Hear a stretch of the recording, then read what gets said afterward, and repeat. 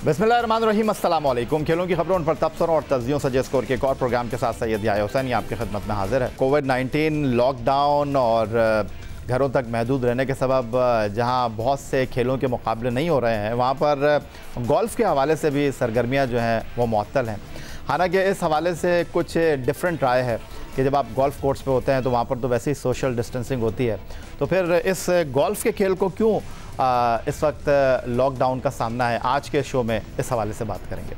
और जनाब हमारे साथ गुफ्तगू करने के लिए मौजूद हैं हमारे आज के दो मुअज़्ज़ज़ मेहमान असद आई ख़ान साहब और रिज़वान फ़िरोज़ साहब। इससे पहले कि हम अपने दोनों मेहमानों की तरफ चलें, हम कुछ तारुफ़ कराते चलें अपने दोनों आज के मेहमानों का। पहले कुछ बात करते हैं असद आई ख़ान साहब की।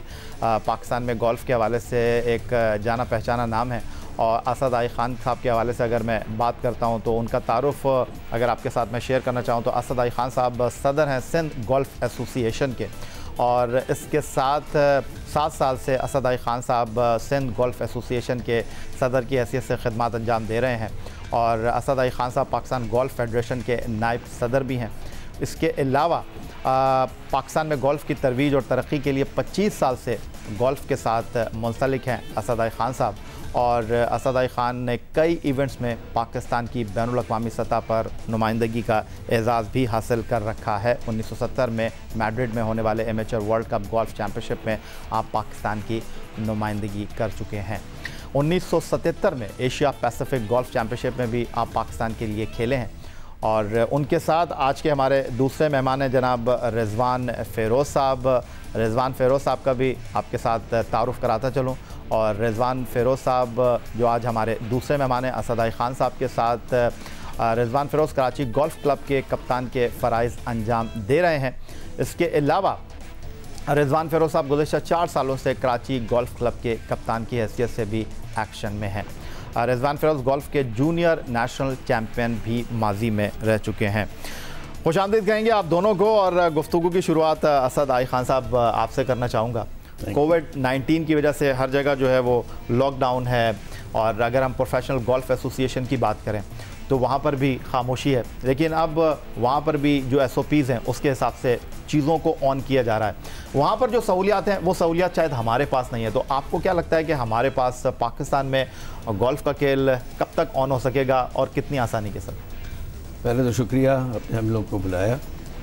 ऑन तो आज से हो सकता है, मतलब देखिए ना, पेशावर में, इस्लामाबाद में, लाहौर में खुल गया है गोल्फ़।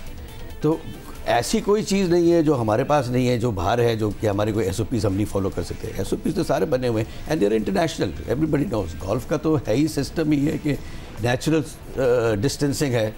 लोग 4 से ज़्यादा खेलते नहीं है एट वन टाइम, और एक वक्त में गोल्फ़ कोर्स में भी कोई 250-300 आदमी गोल्फ़ खेल सकता है at one time, because different holes पे होते हैं। So there is no reason why golf should not open in Pakistan. लेकिन ये तो सिर्फ मुझे कराची की हद तक ही नज़र आ रहा है या सिंध की हद तक ही नज़र आ रहा है। असद आई ख़ान साहब, जिस तरह आपने अपनी गुफ्तगू में कहा, इस्लामाबाद, लाहौर, पेशावर, वहाँ कुछ गोल्फ कोर्स जो हैं वो ऑन हो चुके हैं SOPs के साथ। Why not Sindh, why not Karachi? आपने हुकूमत से इस हवाले से बात की? अभी हमने कमिश्नर से जाके मुलाकात की, फिर जाके चीफ सेक्रेटरी को भी ख़त लिखा। कोशिश तो कर रहे हैं, और जितने भी हमारे गोल्फ़ के इन्फ्लुएंशियल लोग हैं वो सब, आई थिंक मेरे ख्याल है चीफ मिनिस्टर तक भी गुजारिश गई है, कोर कमांडर तक भी गई है, कौमकार को गई, सबको मतलब कोशिश तो कर रहे हैं। बट हर कोई इंतज़ार कर रहा है गवर्नमेंट की तरफ, because this was basically a government order to close, and I think it was a blanket order. जैसे हर चीज़ बंद कर दी तो उसे और कहा क्लब्स बंद हो गए, तो अब क्लब्स के साथ जितनी स्पोर्टिंग एक्टिविटी है वो सब बंद हो गई। अब गोल्फ़ तो बिल्कुल ओपन में खेला जाता है, टेनिस भी खेला जाता है इसी तरीके से, बैडमिंटन वगैरह वो तो चलो अंदर से भी होता है, बट स्पोर्ट्स, यहाँ तक के जिम्स भी खुल गए हैं लाहौर में। So I don't see, I think it is just matter of probably optics for the Sindh government कि जी लोग समझ रहे हैं कि जी अच्छा नहीं लगेगा कि जी हालात शहर के ख़राब हैं और लोग गोल्फ़ खेल रहे हैं। क्योंकि समझ नहीं आती मुझे कि लोग हमेशा गोल्फ़ या स्पोर्ट को एक खुशी की तरफ क्यों देख रहे होते हैं कि जैसे कोई सेलिब्रेशन हो रहा है। तो it is very much needed, you know, we specially for all the elderly people. And golf में तो 55 साल से आप सीनियर हो गए, तो मोस्ट ऑफ द गोल्फर्स इस वक्त भी, I think Rizwan will bear me out, कि I think Karachi golf club के और ये दूसरे जितने भी गोल्फ़ क्लब्स हैं, I think over 60 to 70% of the golfers. अच्छा, ये आपने रिजवान साहब की बात की। रिजवान साहब, पहला सवाल ही मैं आपसे ये करना चाहूँगा जी कि यहाँ पर जो सिचुएशन है वो ये है कि गोल्फ में जो लोग इस वक्त खेल रहे हैं +50, 55, 60, उन लोगों के लिए ये एक्सरसाइज का बेहतरीन ज़रिया, आप खुद भी कप्तान हैं, तो यहाँ पर ये जो गोल्फ की एक्टिविटीज़ नहीं हो रही हैं उन लोगों के लिए एक्सरसाइज का जो ये बेहतरीन ज़रिया था वो भी उनसे छीन लिया गया। थैंक यू याया। हमारे जो मेजॉरिटी गोल्फर्स हैं जिनको हम सीनियर और वेटरन कैटेगरी में कहते हैं, जो कि ज़्यादा रेगुलर खेलते हैं, बिकॉज ज़्यादातर उनमें रिटायर होते हैं, उनके लिए तो this is the only source of exercise कि वो सुबह एंड दे लुक फॉरवर्ड कि वो सुबह से घर में बैठ के ही सोच होते हैं कि शाम में जाएँ और गोल्फ खेलें एंड दोस्तों से मिलें, उनकी आउटिंग हो जाए।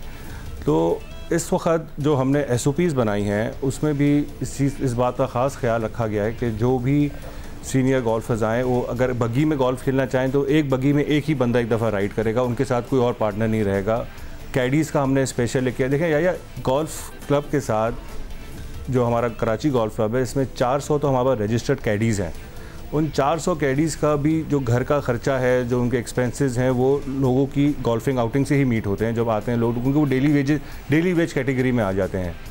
ये बहुत बड़ा इम्पैक्ट आया हुआ है जो हमारे कैडीज़ की लाइवलीहुड है, उनके घरों के ख़र्चों में। और या एक और बात आप देखें कि जैसे शादी हॉल हैं, रेस्टोरेंट्स हैं, मॉल्स हैं, इनको बंद किया हुआ है तो समझ में आता है, क्योंकि एक हॉल के अंदर 700-800 लोग आते हैं, उसमें बहुत चांसेस होते हैं कि वायरस ट्रांसमिट हो सकता है एक जगह से दूसरी जगह पर। गोल्फ कोर्स जो है हमारा कराची गोल्फ क्लब है स्पेशली, वो 205 एकड़ पे है और बहुत ही खुली फ़िज़ा लश ग्रीन गोल्फ कोर्स है। उसमें तो कहीं सवाल ही, और गोल्फ का जैसे असद ने कहा एक बिल्ट इन रूल है that you have to maintain social distance, 6 feet दूर ही रहना है आपने एक दूसरे से।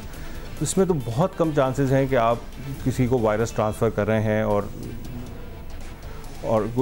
जो 55 to 65 ईयर्स के हमारे जो सीनियर और वेटरन्स है या मैं आपको बता नहीं सकता डेली किस हिसाब से उनकी कॉल्स आ रही हैं और टेलीफोन्स आ रहे हैं कि किसी तरह गोल्फ कोर्स खिलवा दो, हमें घर से निकालो।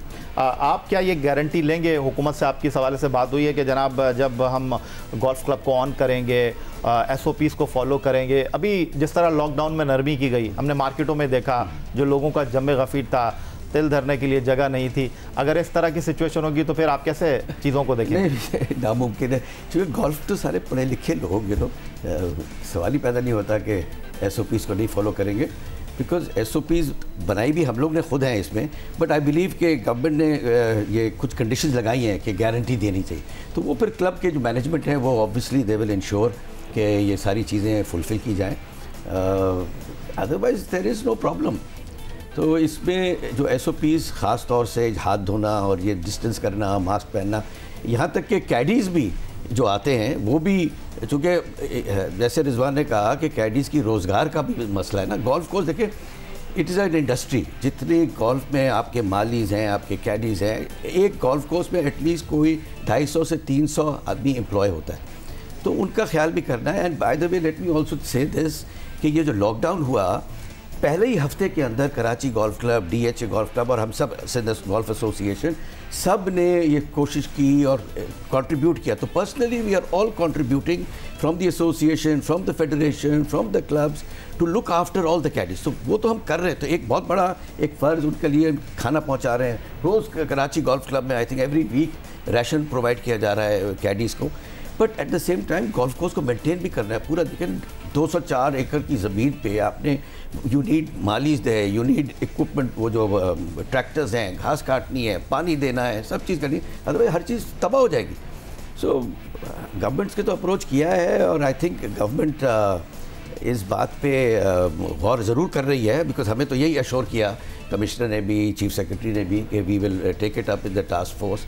सो we are hoping and I think हमारे जो सीनियर गोल्फर्स हैं उनका तो वाकई बुरा हाल है, घर बैठे सीनियर गोल्फर्स का बुरा हाल है। तो अगर मैं एक बार फिर आपको गुफ्तगू में शामिल करूं, रिजवान साहब, स्विंग बड़ा इंपॉर्टेंट होता है और स्विंग बगैर खेले जो है आप मेंटेन नहीं रख सकते, तो इसको कितना मिस कर रहे हैं आप? या गोल्फ अगर आप 3 दिन ना खेलें ना, एक 2 हफ्ते का गैप आ जाए तो ऐसा लगता है कि आप बिल्कुल ज़ीरो पे आ गए। इसमें तो आपको बड़ी बहुत ही रेगुलर गोल्फ आपको प्रैक्टिस करनी पड़ती है to maintain a good handicap. मैं असद की बात को ऐड करूं यहाँ पे कि हम जब ये गोल्फ कोर्स खोलने की बात कर रहे हैं तो हम क्लब हाउस नहीं खोल रहे हैं, right. It will just be golf course which will be open. Members, ये नहीं कि कोई रेस्टोरेंट खुल जाएगा, खाने पीने की चीज़ें खुल जाएंगी, कुछ नहीं खुलेगा. गोल्फ कोई चाय पानी कुछ नहीं. गोल्फर आएगा, गाड़ी से अपना बैग निकाला, विल गो स्ट्रेट. उनका टी टाइम फिक्स होगा. दिए गए ना, उनका टी टाइम फिक्स होगा. They will go straight on the course. There will be no water और एनीथिंग. इवन शावर फैसिलिटी भी नहीं होगी. देयर विल बी नथिंग जहाँ से सोशल कॉन्टैक्ट हो रहा हो किसी का. यू जस्ट प्ले, गाड़ी में अपना रखा आपने सामान and you go back home. तो इस SOP के साथ there is no health risk involve from where we can see it. कोई ट्रांसफ़र ऑफ जर्म्स का लग रहा हो या ऐसा कोई हमें नज़र नहीं आता. और इसी बुनियाद पे देखें, अमेरिका में जहाँ इतना हाई स्केल पे ये वायरस फैला था, 91% of golf courses are open now. उन्होंने भी SOPs के साथ खोल दिए. ये गूगल पे है, मैं इसकी शीट लेकर आया हूँ. 91% गोल्फ कोर्सेज खोल दिए उन्होंने. इटली में, स्पेन में, जहाँ ये पेंडेमिक बहुत ही हाई लेवल पे आया था, उन्होंने भी गोल्फ कोर्सेज विद SOPs खोल दिए. हर एक ने SOPs अपने नेचर के हिसाब से डिज़ाइन किए हैं. किसी ने कुछ, किसी बार मोर और लेस 90% SOPs सेम ही हैं सारे गोल्फ कोर्सेज के. तो मैं इसी तवज्जो से, इसी प्रोग्राम के तवज्जो से I would request the higher authorities, specially chief minister साहब, कि ये प्लीज़ रिक्वेस्ट को देख के हमें गोल्फ कोर्सेज खोलने की सिंध में इजाज़त. चलें जनाब, इस पर मज़ीद बात करेंगे. रिजवान फ़िरोज़ साहब और असद आई खान साहब हमारे साथ स्टूडियो में मौजूद हैं. गोल्फ कोर्स क्यों बंद हैं, क्यों नहीं खुल रहे, इस हवाले से गुफ्तगू हो रही है. मिलते हैं एक ब्रेक के बाद.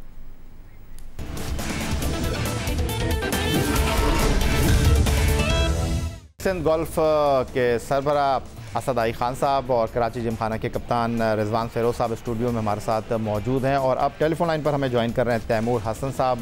पाकिस्तान के लिए एक एजाज़ के एशिया पैसिफिक गोल्फ कन्फेडरेशन के लिए आप मुंतखब हुए हैं. और तैमूर हसन साहब, खुशामदीद कहेंगे. इस्लामाबाद में आप मौजूद हैं. और असद आई खान साहब और रिजवान फ़िरोज़ साहब थोड़े से आपसे जो है वो जेलस हो रहे हैं यहाँ स्टूडियो में बैठ के, क्योंकि अभी हमें पता चला है कि आप गोल्फ खेलने के लिए जा रहे हैं और सिंध में, कराची में तो गोल्फ कोर्स जो है वो क्लोज है. तो ऐसा आपने क्या किया है कि इस्लामाबाद में जो है गोल्फ कोर्स है उसको खोलने की इजाज़त मिल गई?